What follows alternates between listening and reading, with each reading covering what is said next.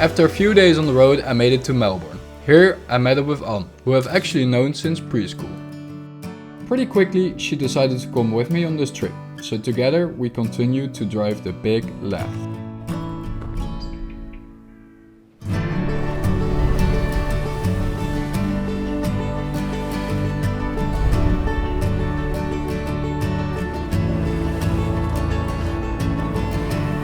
After a couple of weeks on the coast of South Australia, we left behind the ocean and made our way to the striking Flinders Ranges.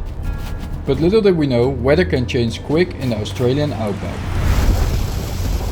We just stopped at a creek where it's probably flooding. Not really sure what's going on. The road was completely flooded, making it impossible for anyone to cross, so we had no choice but to wait for the rain to calm down. In the middle of the night the rain had finally eased, but the road was still submerged, putting our car to its first real test. The next day it was like nothing had happened and we were back in the desert heat.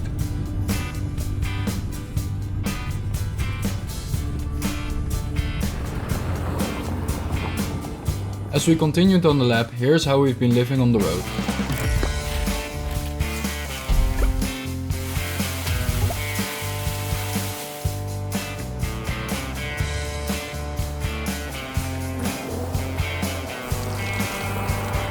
We now headed back to the coast to prepare for our drive over the Nullarbor Plain, a drive that stretches over 1200 kilometers through a very remote area. Behind me is the longest straight road of Australia and we're about to drive it.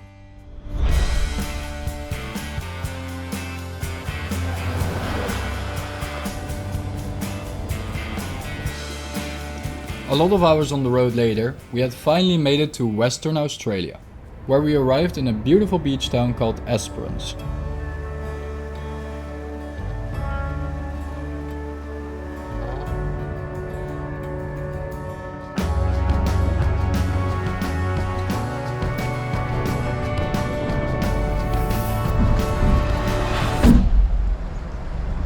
Okay guys, so something came loose on the bottom of the car, but we're trying to fix it now with tape.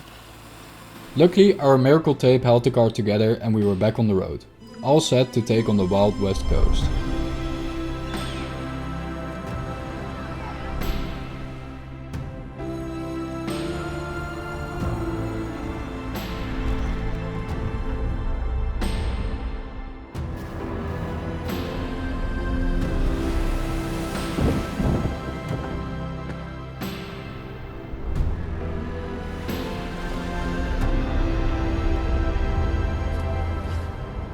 Next we arrived in Shark Bay, where we of course saw our first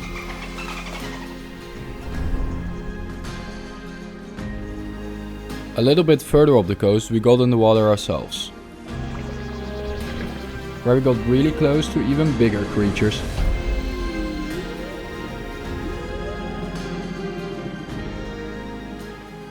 After a long day we found the perfect spot to set up camp, right next to the beach. The next morning we came across an unexpected obstacle. Sadly we're not gonna make this probably. The water is coming up to my knees, the car just is not gonna be able to handle that. But as we went on an alternative route, one that did get approved, we stumbled upon something amazing.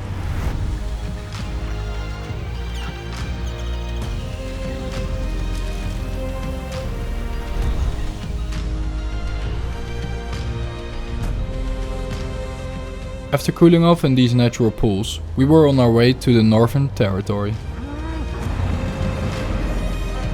As we crossed the border, it became clear that we were heading into an even more remote area.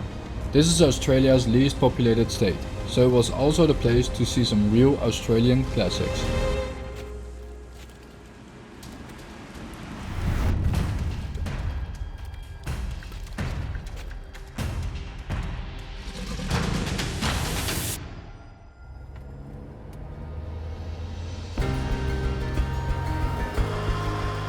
After getting to Darwin, which was our most northern point of the lap, we went straight through the outback to a small town in the dead center of Australia. Alice Springs was supposed to be just a stop on our way to Uluru, but we were completely wrong.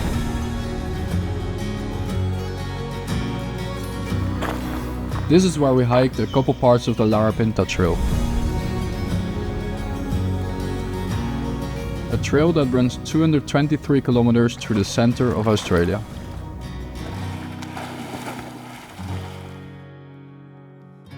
Good morning guys, it's 3 AM and we're gonna start hiking up the Mount Sonder. Let's go!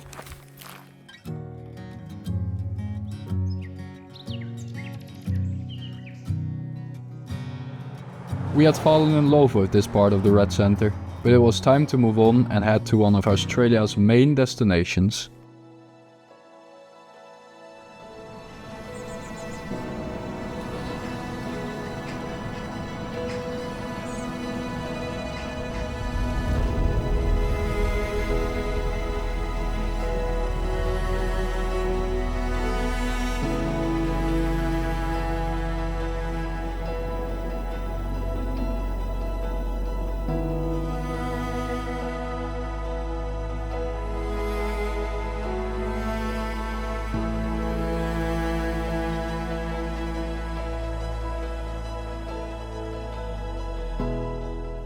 Uluru is a big part of the belief system of one of the oldest societies in the world.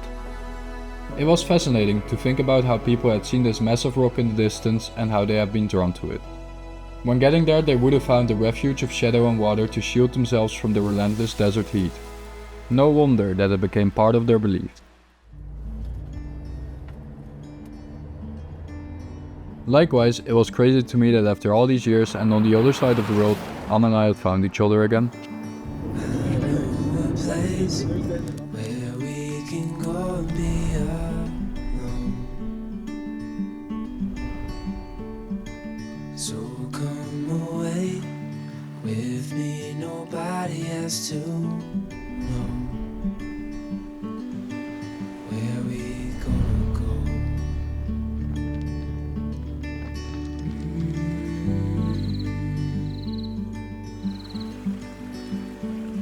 I was just calling to see if you're free to run away with me. For the past months, it had been just the two of us in the vastness of Australia. And now it was time to discover the East Coast.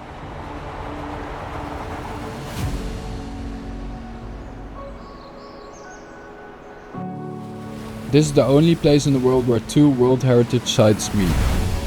The Daintree Rainforest and the Great Barrier Reef.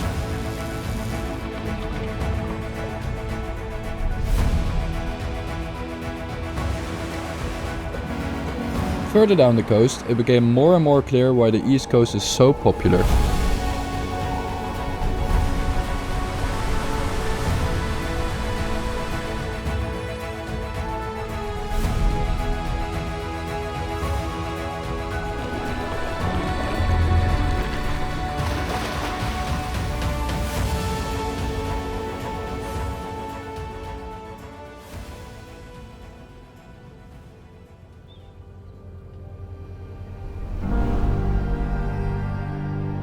One of the highlights on the East Coast was Fraser Island.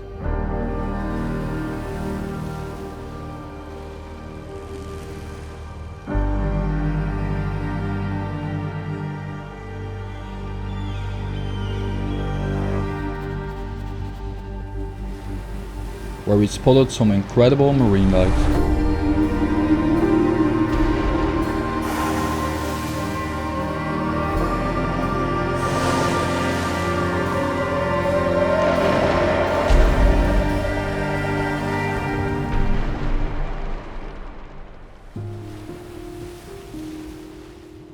After 8 months and 43,000 kilometers on the road, I still couldn't believe how great it was to live in a car with a rooftop tent. Every day we came across new landscapes and challenges, from the huge deserts of the outback to the stunning beaches, and from getting the car stuck on the beach to huge spiders in the tent. It was too much to put it all in this video, but I'm sure I'll remember this crazy adventure forever and I'm left craving for the next one.